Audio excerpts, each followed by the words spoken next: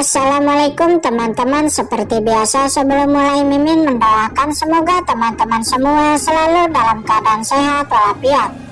Oke, kali ini kita akan melanjutkan Martial Master versi novel bagian 388. Bagi yang baru bergabung, selamat bergabung.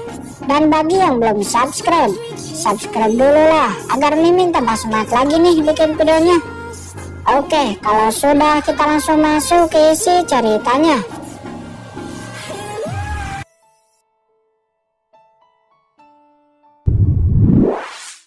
Menakutkan. Sementara, walaupun Jia Yi adalah orang suci Bloodline Holy Land, tetapi itu karena dia adalah anak dari wakil Tuan Bloodline Holy Land, Jia Sunbo. Akan tetapi Jia Yi bisa sampai ke titik ini itu juga karena usahanya sendiri. Sebenarnya masa lalu Jia Yi sangat tragis dan ibunya juga sudah mati. Dan Jia Yi selalu menyalahkan ayahnya Jia Sunbo atas kematian ibunya. Hal ini membuat Yue Chowlun sangat prihatin kepada Jia Yi.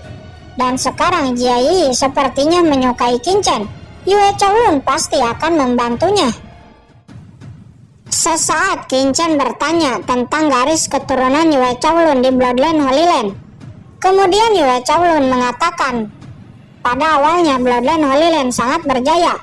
Namun 200 tahun yang lalu, Pu Qiankun, pemimpin Bloodline Holy Land menghilang tanpa jejak. Yang membuat reputasi Bloodline Holy Land turun drastis. Bahkan anggota-anggota di Bloodline Holy Land menjadi sangat kacau. Qin-Chen tertegun, dia juga tahu tentang reputasi Pu Qiankun ini. Tidak menyangka dia juga telah jatuh. Apa yang sebenarnya terjadi? Mungkinkah dia dikepung lalu dibunuh? Atau mungkinkah dia juga dijebak? Sesaat Qin-Chen menerima pesan dari Gucang dengan segel penghancur jiwa. Namun tempat ini sangat aneh, seperti ada kekuatan yang menghalangi Qin-Chen untuk mengetahui lokasi Gucang. Namun Qin-Chen merasakan bahwa Martial Sovereign Gucang ada di sekitar sini. Setelah beberapa lama maju ke kedalaman, kekuatan nilai Qin-Chen merasakan bahwa puluhan meter di depan ada banyak orang yang sedang berkumpul. Agar tidak menarik kecurigaan, Qin-Chen menyuruh kelompok Yue Chowlun untuk maju lebih dulu. Segera Yue Chowlun, Jia Yi dan lainnya bergerak maju. Jiruyu, Yu Qiansu, kalian juga maju lebih dulu. Baik. Keduanya bergegas maju. Hanya tersisa Qin-Chen dan Chen Sisi. Sesaat Chen Sisi mendekat ke samping Qin-Chen dengan wajah yang menggoda. Apa yang sedang kamu lakukan? Kata Qin-Chen seraya menoleh ke arah Chen Sisi dengan curiga. Mereka berdua sudah tidak ada. Katakan padaku, apakah kamu mencintaiku atau tidak? Jika kamu mencintaiku, katakan saja. Hanya ada kita berdua di sini, tidak akan ada yang akan mendengar.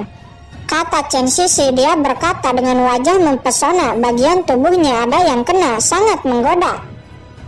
Jangan mencari masalah. Qin-Chen kesal. Chen Sisi terus menggodanya, ingin memalingkan muka, tapi tiba-tiba Qin-Chen berubah pikiran dan langsung meraih pinggang Chen Sisi, menariknya, menempelkan tubuhnya dan tubuh Chen Sisi dengan erat. Chen Sisi terkejut. Pada awalnya dia hanya bercanda, tidak menyangka Qin-Chen benar-benar melakukannya. Dia ingin membebaskan diri dari jeratan Qin-Chen, namun dia tidak bisa membebaskan diri. Wajah aslimu terungkap. Tidak sabar setelah orang lain pergi. Percaya atau tidak, aku akan memberitahu Qiansu nanti, kata Chen Sisi. Sebelum dia menyelesaikan kata-katanya, tiba-tiba jari telunjuk Qin-Chen langsung ditempelkan ke bibir merahnya. Diam, ada seseorang, kata Qin-Chen. Benar saja ada suara langkah kaki yang akan datang ke arahnya. Sekelompok orang muncul dari lorong dan sampai di hadapan Qin-Chen. Terlihat ini adalah sekelompok orang dari istana berkabut yang dipimpin oleh Murong Bingyun. Sepasang wanita dan laki-laki mesum, kata salah satu jenius istana berkabut. Chen Sisi terkejut, langsung melepaskan pelukan Qin-Chen. Jenius laki-laki istana berkabut yang melihat kecantikan dan pesona Chen Sisi, tiba-tiba matanya melotot. Mereka sangat cemburu. Melihat kecantikan seperti itu dimiliki oleh pemuda yang tak dikenal. Jika tidak ada Murong Bingyun, dia sangat ingin sekali menerkam dan merebut Chen Sisi dari tangan Qin-Chen. Tuan Istana Muda, apakah Anda ingin bawahan menghapus kedua pasangan mesum ini? Kata seorang jenius lelaki istana berkabut. Jangan membuat masalah, Tuan Hongyan menemukan pohon ilahi aturan di depan. Jangan membuang waktu di sini, kata Murong Bingyun dengan nada suara yang sangat arogan. Tuan Istana Muda, jangan khawatir, ini hanya pria mesum, tidak akan memerlukan banyak waktu, kata lelaki itu seraya tersenyum dan memandang Qin Chen dengan remeh. Jika kamu tertarik, tetaplah di sini, aku akan masuk lebih dulu, kata Murong Bingyun seraya berjalan maju dan melewati Qin Chen. Secara alami orang-orang istana berkabut lainnya juga mengikuti. Pada akhirnya lelaki itu mendengus dingin dan juga pergi mengikuti Murong Bingyun. Melihat mereka pergi, Qin Chen dan Chen Sisi menghela napas lega.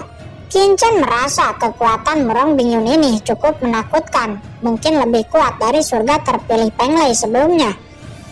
Sesaat Qin Chen mengeluarkan skeleton cabang dan iblis Mokara untuk membantunya. Setelah melakukan itu, Qin Chen meraih Chen Sisi dan bergerak maju. Jie.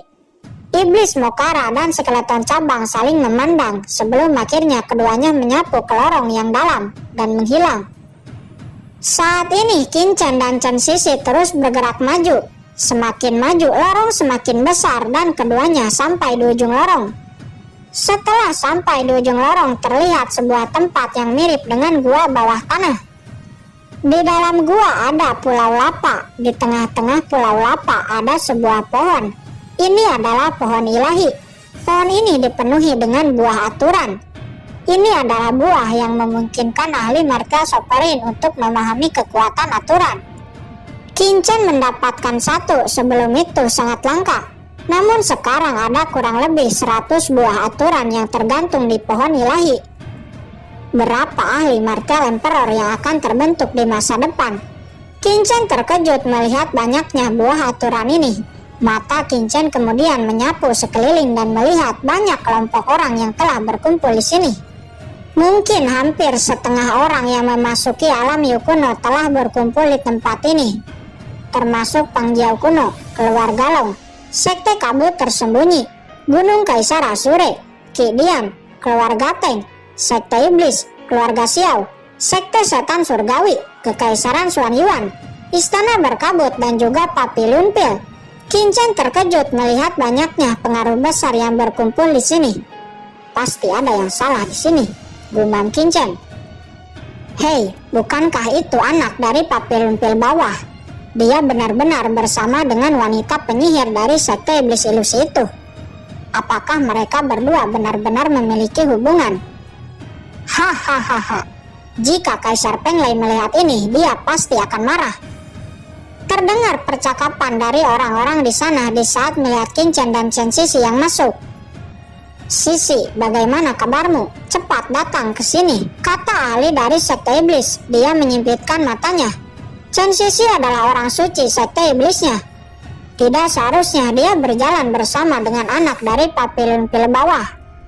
Chen Sisi melirik Qin Chen dan Qin Chen memberi isyarat.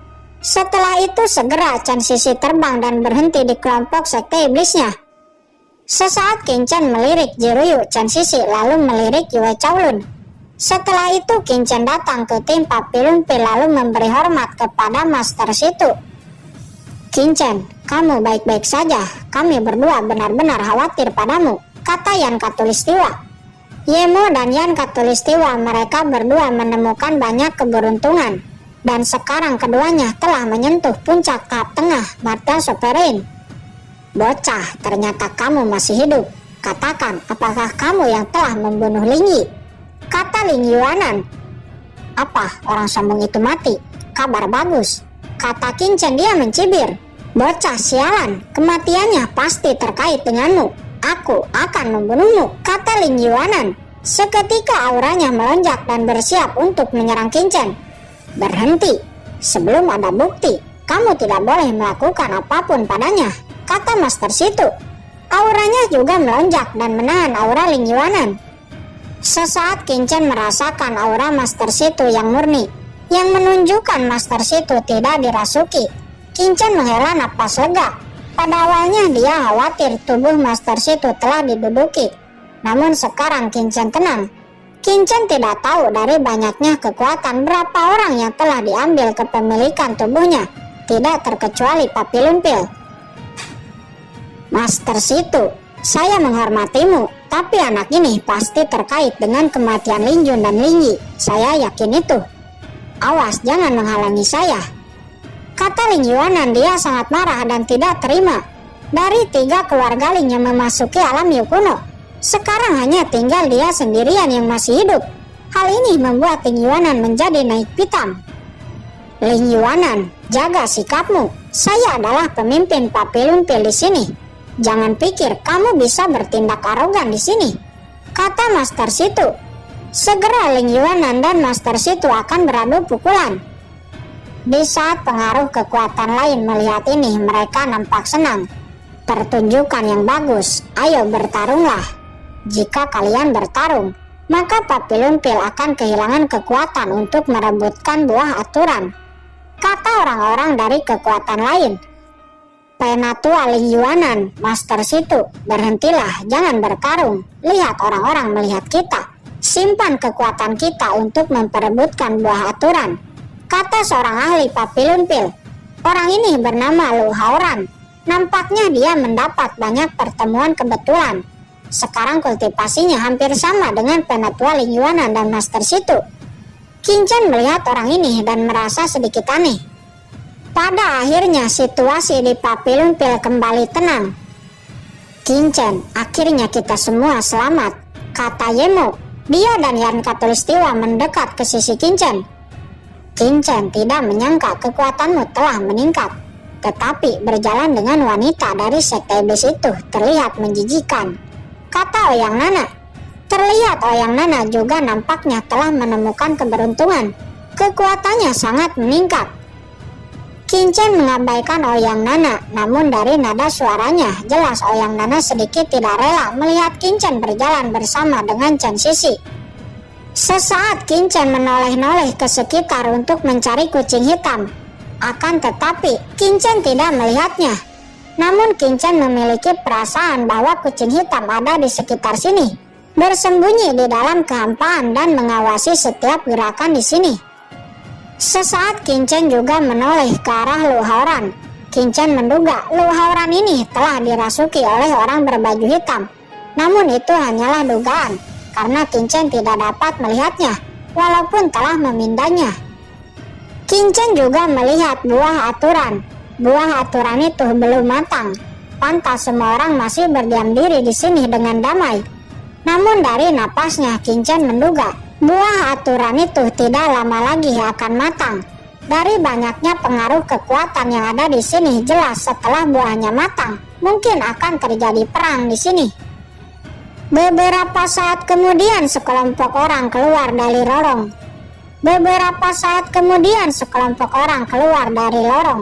Nampaknya mereka baru sampai. Kelompok orang ini berasal dari aula perangkat atau istana senjata, atau juga bisa disebut Kidian. Mereka dipimpin oleh seorang pria tua yang bernama Pei Lao. Di mana orang-orang keluarga Long dan kekaisaran Xuan Yuan, majulah ke hadapan saya, teriak Pei Lao dengan suara marah. Setelah dia masuk, dia langsung berteriak kepada semua pengaruh kekuatan yang ada di sana. Ada masalah apa? Seorang penatua dari keluarga Long yang bernama Long Gentian langsung maju ke hadapan Pei Lao. Di mana Long Xiucheng dari keluarga Longmu? Biarkan dia keluar dan menghadap saya, kata Pei Lao dengan marah. Long Xiucheng, bukankah itu orang yang telah saya bunuh di reruntuhan sebelumnya? Apa yang orang-orang ini inginkan darinya? Gumam Qingchen. Mungkinkah Long Xiucheng telah menyinggung orang-orang dari aula perangkat ini? Long Gentian mengerutkan kening. Sebelumnya Long Xiucheng memisahkan diri dari kami, dan sekarang Long Xiucheng tidak ada bersama kami. Ngomong-ngomong, Master Konoha dari aula perangkatmu dekat dengan Long Xiucheng. Kamu bisa bertanya kepadanya, kata Long Gentian. Mendengar ini, Pei Lao malah semakin marah. Aura membunuh di tubuhnya melonjak. Master Konoha telah mati. Dia menemukan kristal luar angkasa dan saya menemukan aura Long Xiucheng di sekitar tempatnya mati. Saya harus bertanya kepada Long Xiucheng apa yang terjadi sebenarnya, kata Pei Lao. Di sisi lain, Qin Chen ingat pada saat membunuh Long Xiucheng, di situ juga ada seorang master farmasi yang mengaku dari aula perangkat yang juga ikut dibunuh. Ternyata orang itu bernama Master Konoha. Apa Master Konoha telah mati? Pantas Pei Lao sangat marah. Gumam Long Zhentian. Dia terkejut. Dia tahu Master Konoha ini adalah anak ilegal dari karakter kuat di aula perangkat. Tuan Pei Lao, pasti ada kesalahpahaman di sini. Tidak mungkin Long Xiucheng membunuh Master Konoha hanya karena kristal luar angkasa, kata Long Zhentian. Di mana orang-orang dari Kekaisaran Xuan Yuan? Mengapa mereka tidak keluar? Apakah mereka telah mati? Kata Pei Lao dengan suara marah. Kurang ajar, hanya aula perangkat juga berani bertindak liar di hadapan Kekaisaran Xuan Yuan saya. Raungan marah terdengar. Segera beberapa ahli dari Kekaisaran Xuan Yuan satu persatu langsung melesat, jatuh di hadapan Pei Lao, menyeringai dengan aura membunuh.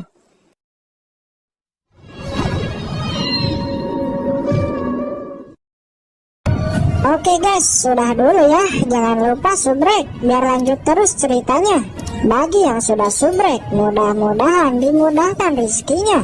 Mimin undur diri. See you next and goodbye.